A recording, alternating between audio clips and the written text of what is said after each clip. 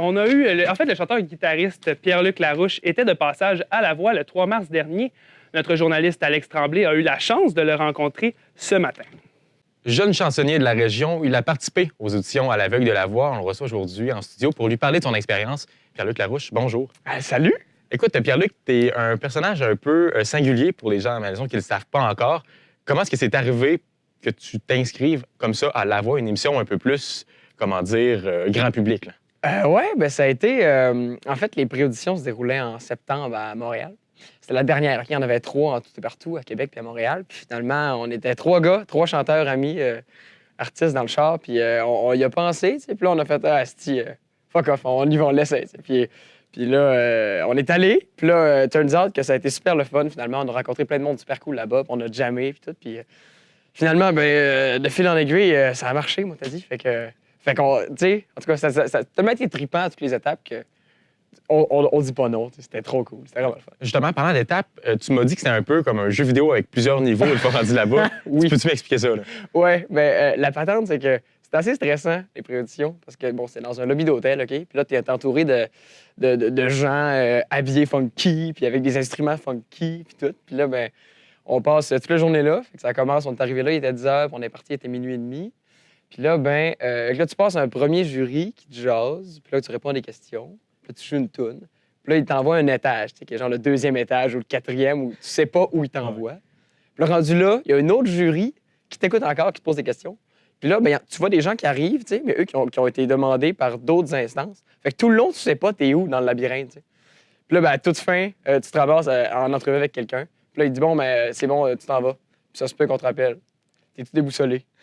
Mais c'est vraiment le fun. Écoute, moi, Pierre-Luc, j'ai un peu des préjugés sur les émissions comme ça, puis je pense que je suis pas le seul. Non. C'est-à-dire qu'on dirait qu'à chaque fois que j'écoute ça ou j'en entends parler, la personne qui se rend loin, la personne qui est rendue là, a une histoire des plus tristes au monde, il y a les plus grands regrets, des remords à plus finir. Mais toi, sans vouloir mettre d'opinion, t'as l'air d'avoir une belle vie. Comment tu t'es rendu jusque-là? Oui, ben c'est ça le gag, en fait. C'est que moi, ça me faisait vraiment rire aussi, ces trucs-là. Puis d'ailleurs, je me suis fait poser, OK, là-bas aux productions, on m'a demandé ton plus grand regret, genre le pire moment de ta vie. T'sais. Puis là, j'étais comme, ça sert tellement à rien. T'sais. Fait que la plupart du temps, quand je répondais comme, ben, pareil, j'en parlerai pas à la télé, puis vous le saurez pas, genre. Fait. Puis pareil, ils m'ont pris. Fait que je suis très satisfait. Fait que c'est ça. Le gag, c'est que j'ai réussi à m'y rendre sans avoir d'histoire. Et ça, je suis très satisfait de ça. J'avais peur qu'ils me trafiquent, tu sais, puis qu'ils me donnent des airs de pitié pour rien, tu sais. Mais au final, non. Fait que cette année, j'ai cru comprendre que le casting avait changé de l'équipe de tournage. Puis il avait essayé d'enlever ce préjugé-là un peu aussi. Fait que je suis tombé sur une bonne année, puis ils ont été fins. Voilà tout. T'es super jeune. Tu sais, t'as pas vraiment... T'as fait quelques spectacles. T'as fait cégep par spectacle où est-ce que tu t'es rendu en finale nationale avec un groupe. Oui. Mais là, tout d'un coup, t'arrives et t'es sur la plus grande scène quasiment musicale du Québec devant des millions de personnes. Comment t'as géré le stress? Ben, en fait, d'ailleurs, par rapport à ça, genre, juste le monde dans le public, dans le studio Mel, c'était la plus grande foule que j'avais vue. Genre, dans le public du studio. Fait que non, c'était un peu tannant, tu sais. Mais j'ai géré ça... je l'ai pas géré, en fait. Tout le long, j'étais hyper stimulé, gros. Fallait qu'il y avait des maquilleuses, man. J'ai été maquillé et on me maquillait à chaque fois parce que genre j'étais tout rouge puis je paniquais. Mais dans le fond, c'est ça. Je l'ai juste, je pense, trippé au max sans le réaliser à chaque étape.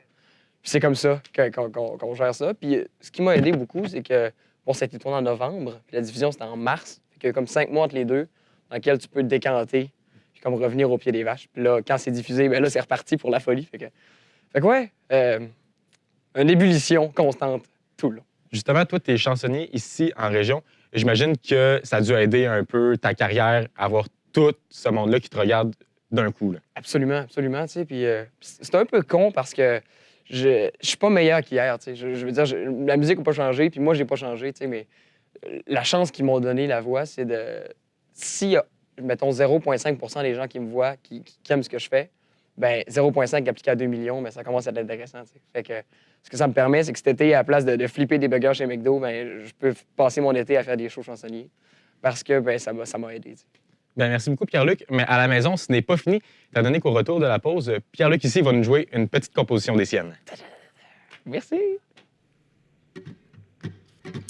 Le plaisir de fuir.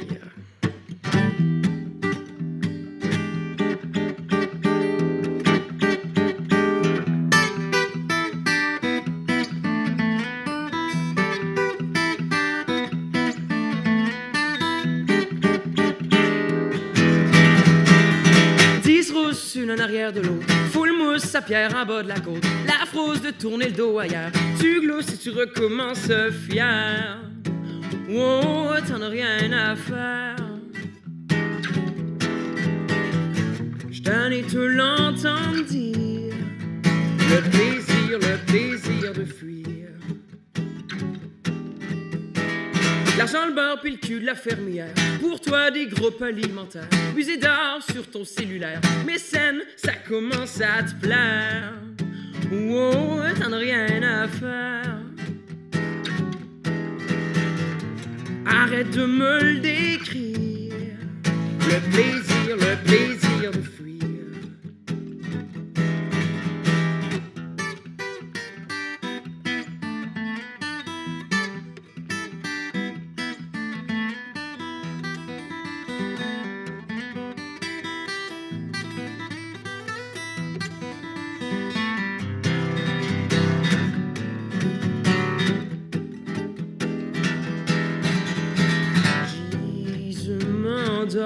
Dans l'abandon,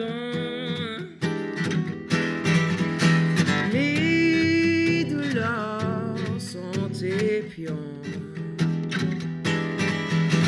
Laisse-moi au moins le temps de partir avant de jouir du plaisir de fuir. 10 rousses, une en arrière de l'autre. La barmaid commence à te trouver drôle. En 2 verres, tu te saoules dans ses yeux verts. Ouh, ça recommence à soir. Tu vas me le compter fier. Je commence à craindre le pire. Le plaisir